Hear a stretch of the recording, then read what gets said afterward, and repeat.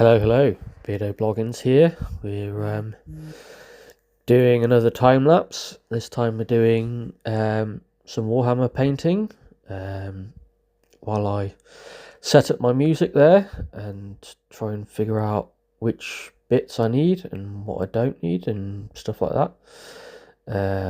Trying to figure out where to put my laptop where I wouldn't pull it off with my earphones.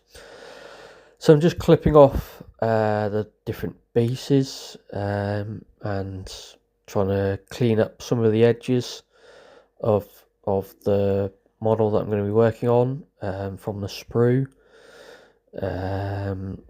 to make sure it all fits together nicely, and then gluing it together. I think this is the torso that I'm working on. It's quite fiddly, so it can be a bit of a pain to get every edge flush to make sure that it glues together nicely. And then I think I'm getting the head here, I think, to glue on the model. This is another lovely tiny piece to get to stick on properly, and can be a bit of a pain in the arse to hold steady. But yeah, so I'm trying to figure out which bits I need exactly for each model. Some of them are designed to go together better than others, so you can't just mishmash them all together. So I was trying to figure out which ones I needed. They're all kind of numbered on the sprue, so you know which piece you need for each. I decided I wanted to glue the legs down onto the bases so that when I come to put the upper body onto the legs, I had a stable platform to place them all on. So that's what I'm doing here. I just wanted to like I say, when I come to glue them together and paint them, I have a nice stable base to do that all on. So yeah, it's quite a long process, surprisingly. I think this entire clip was like an hour and 25 minutes or something like that, so it certainly didn't feel like that. It flies by quite well, so it's quite nice to spend a fair amount of time to dedicate to this. I realised I needed some clean water for the painting, so that's what I've done here, and I've gone to go get my own water bottle, so that's where I've gone. So I'm just fiddling about with music here. Got a little bit distracted trying to find the right music choice. So I'm just using a muscle massager to make sure the paints are mixed up. Sometimes they separate a little bit when they've been stood for a long time. So yeah, I'm just going over all the silver bits for the torso here that I wanted to paint silver, and then paint silver on the head. This is a proper test of my hand-eye coordination, trying to pick out all the areas that I want to paint a certain colour. I was trying to figure out if there was any other particular areas that I wanted to paint silver there. It's quite a finicky thing to do, to pick out the details, but that's all part of the fun and the challenge, really. It's just, you sort of take it bit by bit and layer by layer, and you figure it out as you go along, really. Yeah, more music selection there. I think, yeah, there's quite a few small details on the spine of the of the model, which is fun to do. I was trying to figure out here why the body wasn't sitting quite properly on top of the legs. But then, yeah, so this is just to give me a bit of extra support while I'm holding it, and doing the ankle and knee joints in silver. So yeah, that's another test of the hand-eye coordination there. I sometimes wonder if I need to be wearing glasses doing these, because it strains my eyes a bit, or some sort of microscopic or some sort of magnifying lens or something, just to help me focus. So yeah, I'm just moving on to the silver bits of the weapon that I wanted to do. There's a blade on the front of it, and the ends of the barrels of the weapon. So yeah, and a couple of bits of cabling as well.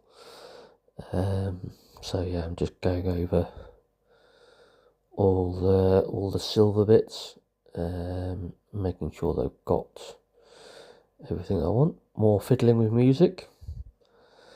Then yeah, so I'll move on to the white to base some of the neon green bits of the weapon, which isn't too many, to be fair, on the weapon of this scale, because it's quite a small area where I put neon green. So again, another test. Some of the bits really are small, and you don't need a lot of paint on them to cover them. So yeah, I'm just trying to decide which areas need the green. So basically with white to help the green stand out more. And then again, I'm just mixing up the green, because it separates into two layers basically. So the massage gun has some pretty good uses. But yeah, like I say, it's quite a in-depth process trying to get all the right areas painted in the colour that you want to paint it. So hello. So thought I'd explain what I've been doing in this time lapse. I've been starting on this model. It's called an Immortal. It's basically going to end up looking like one of these eventually. So obviously I glued and built the body together to the legs, and I've done the weapon. I haven't touched that arm yet, but that's going to be the other arm. So I was just doing some of the silvery bits on the weapon, as well as the parts that are supposed to sort of glow green. So the silver colour is this. So I've just done it on the blades and the wiring and the sort of in-between bits between the different parts of armour, and the elbow joints and the knee joints and ankle joints on there, as well as the chest plate and the head, and sort of bits on the spine. So that's that colour. Then for the sort of luminous green bits, I did a base of this colour, and then added that on top. The white kind of just helps the green stand out a little bit, basically, to make it sort of a bit more neon. This thing here is what I was using to mix up the paints a little bit to make sure that they're not too badly separated. It's actually a massage. It's actually a muscle massage gun. It's supposed to be, good for aching and sore muscles. So do occasionally use it for that, but it's actually quite good for when the paints separate a little bit. If I've not used them for a long time, it's quite good to get them to mix properly if they've been stood about for a long time. So probably use it more for that than anything else. But it is a good tool, but it's good to have for soreness and that. So yeah, I just wanted to explain what I was doing. Then yeah, obviously it's not model. Obviously I'll stick the arms on. The sort of in between these sort of armor bits, sort of those bits, they will eventually be this colour. I'll see if I can show you what I mean by when I say the paints separate a little bit. Can I do this without? There we go. Yeah, and if you can tell, they kind of separate in there a little bit. If you can kind of see that, but yeah, I mean you can shake them to make it a little bit better, but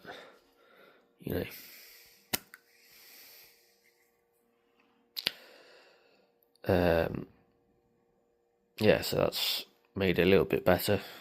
So that's kind of the colour of what the paint will look like, but using the massage gun, obviously it vibrates a lot more than I can shake it, so it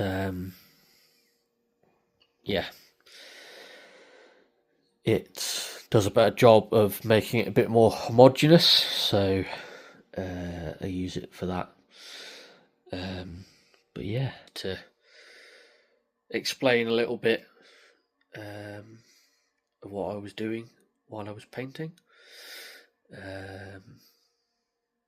just to kind of let you know what I was doing. I mean, that was like not quite an hour and a half. It was an hour and 25 minutes condensed into an 8-minute time lapse.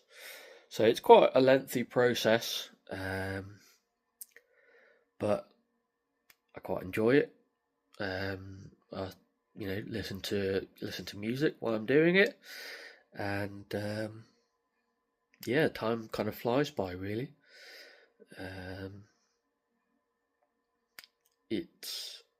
I don't know, I find it almost a bit meditative, really, to build and paint these models, just to sort of focus on it and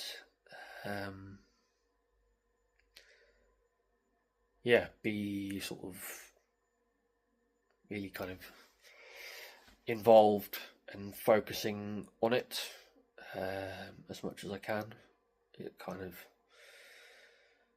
helps quieten my brain a bit, so it's good for that. And it's it's a good challenge. Some of the pieces are quite small, and a bit fiddly, so I've got something I can show you.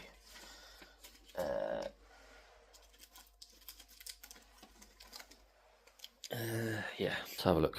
Yeah, see how these heads are quite small. Yeah, and some of the bits are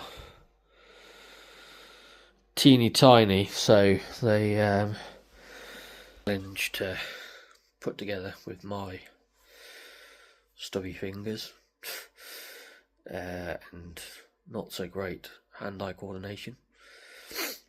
So yeah, but other than that, it's good fun. Lets me be a bit creative and whatnot. So yeah, that's probably enough rambling for now. So I'll let you get on. But yeah, see you tomorrow.